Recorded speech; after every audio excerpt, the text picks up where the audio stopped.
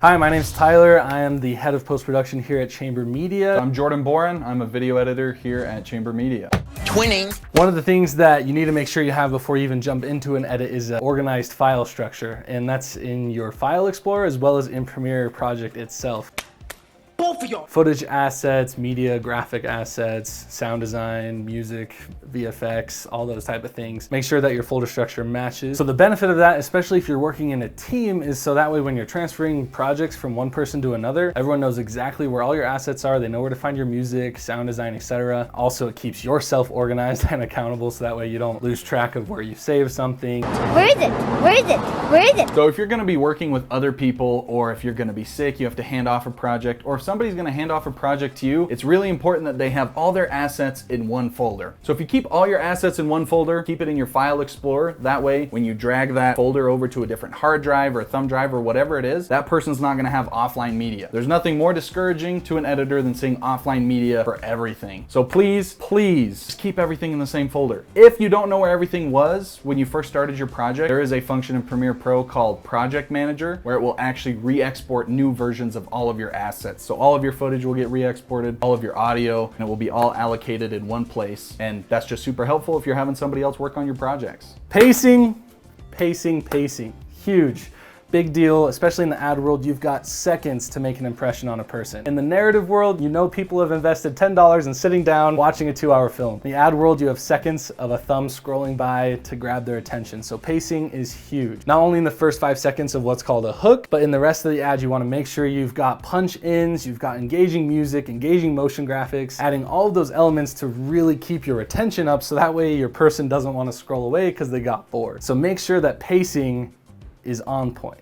A really important role as an editor is most of the time we're not on set. We don't know what happened on set. We're not attached to certain shots or certain situations that may have happened on set. It may have taken them 6 hours to get a certain shot and it just doesn't work in the edit. That's okay. Don't stay married to the script if the script is boring or if the script's slow or if it's just not working. You as an editor get to rewrite the last bit of the story. It's the third part. There's pre-production, production, and then post. So it's really important, above all, to make a cohesive story and a cohesive edit. If you can stray away from the script a little bit, keep in mind the sales messaging and all the things that are important, but if things need to flow a little better, you need to put it in different orders, totally do that. That's totally okay. Another tip that I see lacking in a lot of edits is sound design. And I'm not talking about just little whooshes here and there. I'm talking about sound design for everything. I like to tell my editors on my team, you find sound effects for more than what you think is necessary because sound design just ups the level of engagement, it ups comprehension as well. So using different sites like Motion Array and Vato, just go on there, find a sound effect for everything from motion graphics to just little like snap zooms, add whooshes, add ambience. If they're in an office space, add sound of the people in the office interacting. It makes your edit feel way less empty and you'll kind of notice the difference. If you go and toggle mute on all your sound design tracks and play it and then toggle them all back on, massive difference. So it's important to add lots of sound design or else you'll kind of feel your edit a little bit empty and feels like an echo chamber of just the spokesperson talking. Sometimes I have up to like 20 tracks just of sound design and you'll be surprised at how much that can up the level of your engagement and how full that ad feels. A really helpful tip for advertisements or just very high-paced videos is to cut out breaths between talking, because there's nothing more annoying than having a spokesperson just breathe all the time, because they might be saying something really high energy and then have to breathe in again and continue going at this high energy. So cut out those breaths, and it may sound weird. You might be like, oh, this is just this uninterrupted piece of dialogue. So it's really important. If you just cut that out, it'll actually flow a lot better, it'll flow faster, and it'll be more engaging.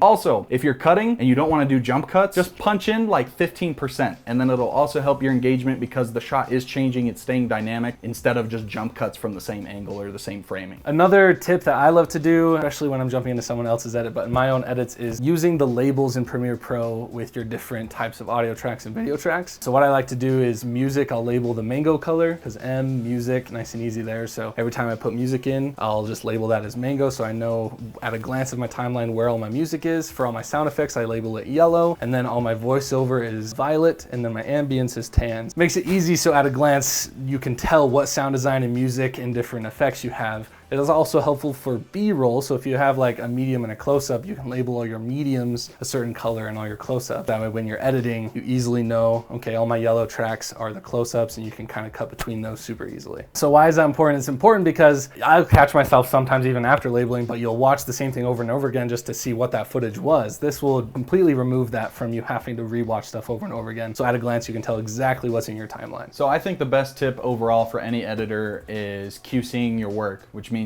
quality control in your work. So always show your work to somebody, get a second pair of eyes on it before you turn it in for a first deliverable. I think this is really important because sometimes you're so in the edit that you can't really see any glaring issues that might be wrong. Like there could be some motion graphics that are really hard to read. It could just be that the edit's not working, you're not sure what to do. So if you can get a second pair of eyes on it as soon as possible, so that way they can give their feedback. It could be great feedback or bad feedback. I think any feedback is great to help improve your edit or see what's going on, just to get that second pair of eyes on it.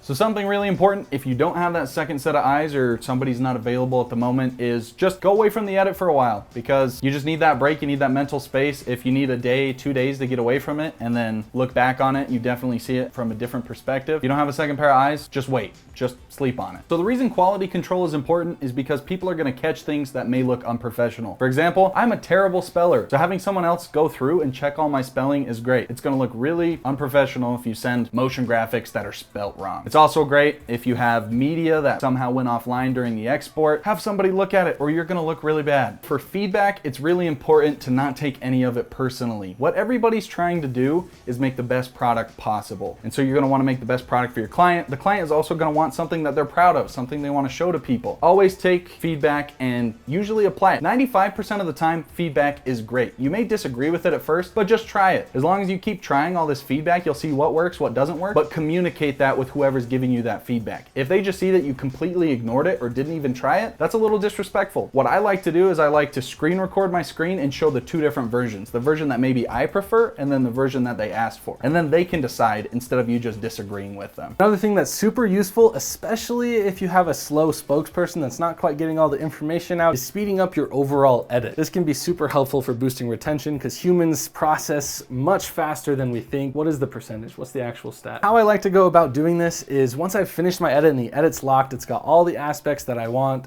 color, sound design, all of that stuff, I will actually nest that entire clip. So I'll bring it into a new sequence and I'll speed it up by 5 or 10%. Basically for every 5%, you'll just pitch shift, use the pitch shifter effect, pitch down 1 octave for every 5% that you speed up. So I'll speed it up by 5% and then I'll drop the pitch down by 1. And then sometimes what will happen is you'll get this weird phasing effect where your audio will kind of bounce from your left ear to your right ear. An easy way to fix that is just searching for the fill left with right effect and dropping that on your audio. That way you'll have a fast ad that doesn't have any weird audio stuff going on. It sounds natural and sounds really good. One thing to keep note of though is if you have music in your edit, make sure to add that after you've speeded up the overall nested sequence, or else you're gonna get some weird BPMs like going at the same time, just sounds off. So make sure that you've got your spokesperson, your sound effects, nest that, then do the speed up and the pitch shifting, then you'll add your music in and you're all set and good to go. For music, to determine whether somebody's kind of a beginner or an expert, I like to look at their music in the track, how it ends specifically. Because sometimes for a beginner, they might end the track just fading it out, not at any specific point, so it's kind of just trailing off. It's not the most satisfying way to end your music. And that's really important is if you can somehow cut your music together to where the end of the song is at the end of the video, that's really just gonna take it up that one extra notch. It's just really satisfying to have them both end at the same time.